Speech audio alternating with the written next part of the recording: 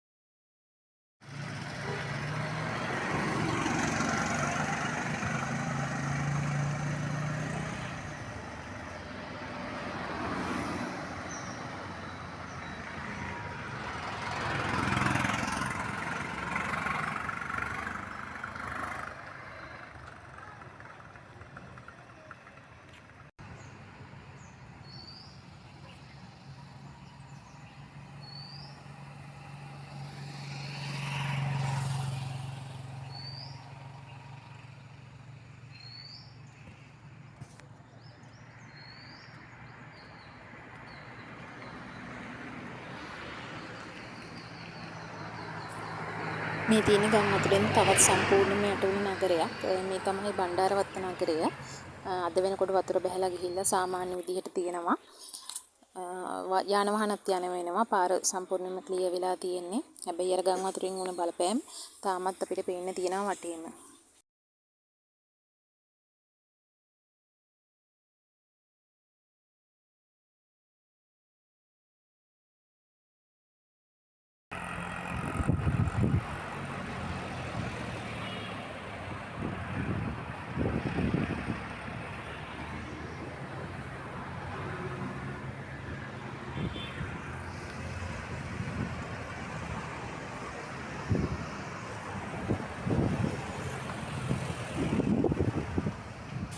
මේ තියෙන බියගමහරහා කැලණියට ළඟා වෙන්න තියෙන මාර්ගය. බියගමහරහා කැලණියට ගිහිල්ලා කොළඹට යන්න පුළුවන් මාර්ගය. මේක සම්පූර්ණයෙන්ම ජලයෙන් යට වෙලා තිබ්බේ මේ හරිය මේ ලයින් කම්පැනි එක ඉස්සරහ තත්ත්වය. ඔක්කොම යට වෙලා තිබුණේ. දැන් වතුර බැහැලා ගිහිල්ලා තියෙන්නේ. ඒ වුණාට අර ආපදාවට ලක් වෙච්ච ඒ තැන් ඒ විදියට තියෙනවා තවමත්.